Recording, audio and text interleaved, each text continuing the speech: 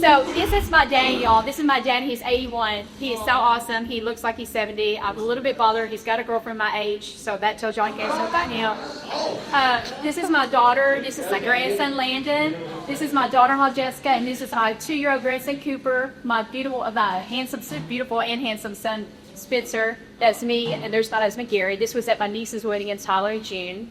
So this is my joy right there. What makes us different?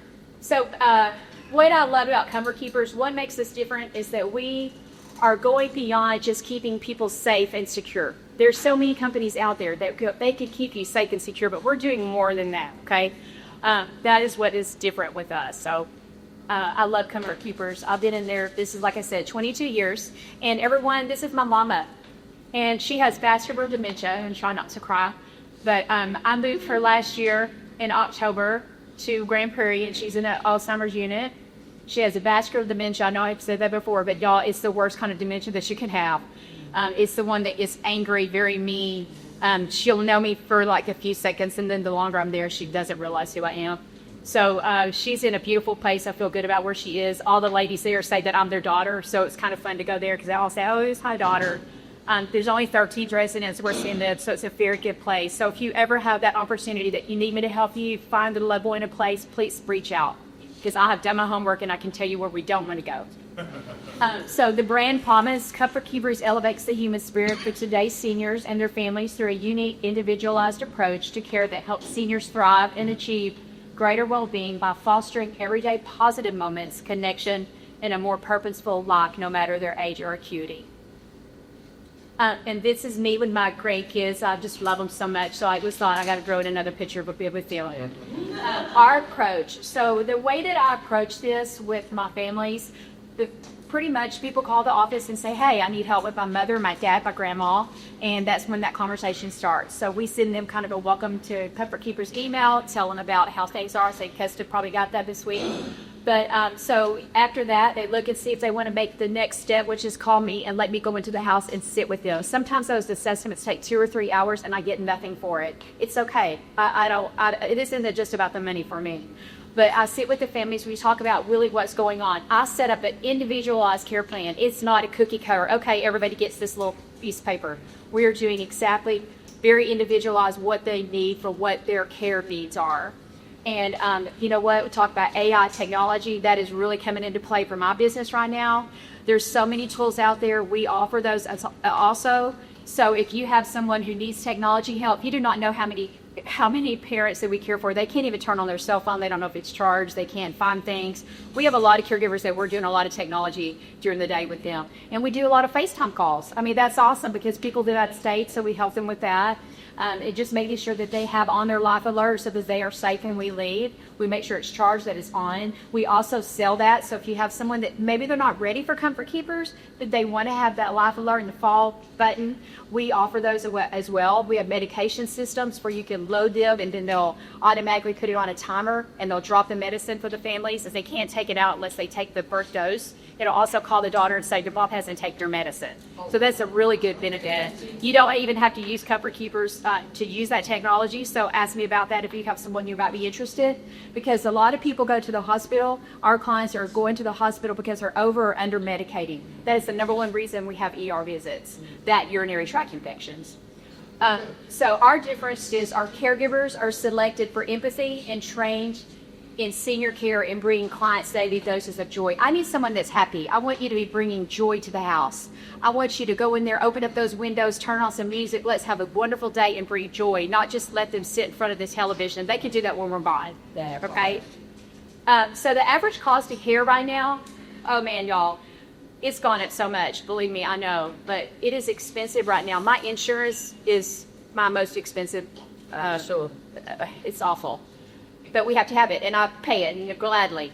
But so what I want to tell you is that $32 is around this companion care. That means we're just companionship, lighthouse skin, helping with some laundry, doing some meals, taking them on transportation. And that's if we're with them, we can drive them somewhere.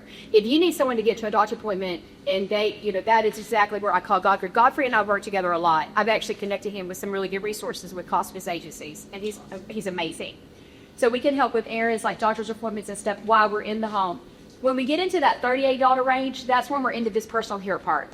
And when we get into the dementia memory care, that's when the money goes higher, because you've got to have, I've got a lot of families that have one caregiver for the wife, one for the husband, because they both have dementia. I mean, they absolutely do not even know they're in Texas, okay? Wow. It's so sad. But they want to be at home, and they set themselves up to be able to do that with long-term care insurance. Thanks, John. So when we get into helping someone shower and actually feed them and more hands-on care, that's when you get into that 36, 38 range. And then the technology piece, again, is just another benefit that we offer, but you don't have to use these services to do the technology piece. So anybody's interested in talking about that more, let's do a one-to-ones. So Comfort Keepers has a National Day of Joy. I know I sent out that invitation really late, but I want to give a shout out to my power group who showed up for me. Thank you. So this was the day that they came out. We had such a good time. And so what happened was Comfort Keepers founded this National Day in 2019. And it is a day that is designed to remind everyone, regardless of age, to embrace small, joyful moments to support physical, mental, and emotional well-being. So we have it every year, and it's the last Wednesday in June. So I'll send out an invitation. It was a lot of fun. I wish you all could have came. And I had my clients come, so that was my favorite part. So also something that happened this year in June is I went to our conference, and Bradley Cooper is the, I don't want to say it wrong, and I can't believe it. Thank you, executive producer, and Comfort Keepers is the one who sponsored this. So this is where my dollars go to work. Whenever I pay all my royalties every month, this is one of the things that I love what we're doing with this. So this is a series I'd love for you. If you are a caregiver, does anybody in the house take care of a loved one? You have a favorite member that you're caring for as a caregiver? I know you, Drew. I know you have a good person that's helping you. So if you do have someone, or even if you don't, and you just want to watch this series, it is so beautifully done. It is so, you will cry, you will laugh, but this is talking about paid caregivers and unpaid caregivers. I told you before that if you are a caregiver for your loved one, you're probably spending 20 hours a week caring for your mom, dad, grandma, neighbor, something like that. So if you have a chance, please watch it. It is beautifully done. And he also cared for his father, so he goes through his journey. So it's a really good story. So these are just some awards that I'm very proud of. This is the vice president of the entire Comfort Keepers. His name's Chris. He's wonderful. So he gave me with my plaque. And then, of course, this is just a stand-up. It's not really Bradley Cooper. But I had, that's my little famous. Yeah, I just look like I'm royalty or something. Don't I look fancy? And then I don't really talk about it much, and I never have ever won anything. So I'm so happy. I'm going to give y'all this slide. But I got bronze as the best home care, and then I did silver in best memory care, and I know that is 99% of because of you in this room for voting for me. So thank you so much. This is my grandson Cooper, and this is my son's race car. So this is where I spend my weekends with my husband and son who are doing race cars. And thank you, Angel, who probably didn't get into bed till really late because he's wrapping my husband's race car right now. So I'm scared. And now you're talking about thought parts, so I'm real nervous. But so thank you. And I did that picture on the Day of Joy, and I just loved it. So I thought, I'm not Lauren, but I'm going to take that photo and use it. Okay. So does anybody have any questions? Thank you, John. How embarrassing. Yes. Where'd you get your dress up to?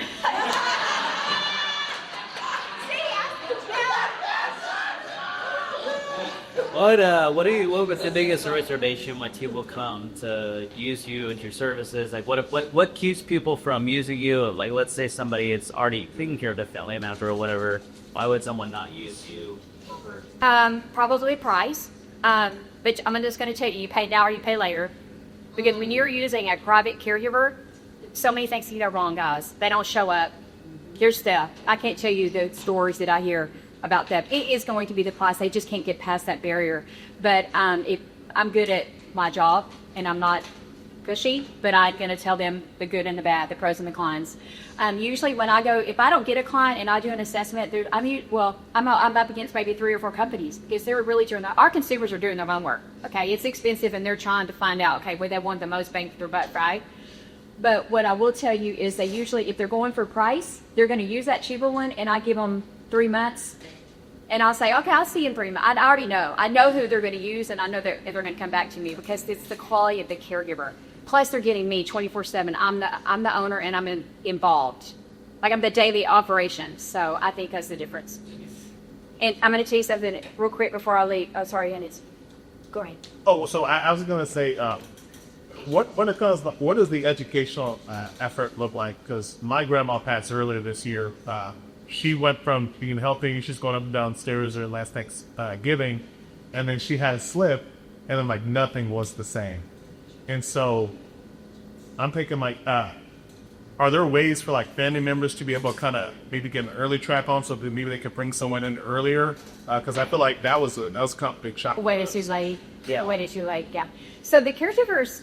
So you're talking about having a caregiver in the home. Yeah. So before they see the need to add a caregiver in the home, is there like things to like know or to look out? Yes, that's a good question. So if you go to comfortkeepers.com, there is an actual questionnaire. It's maybe 12 questions, and if you answer probably 5 or out of that 12, you need to have it. It's just to talk about the conversation.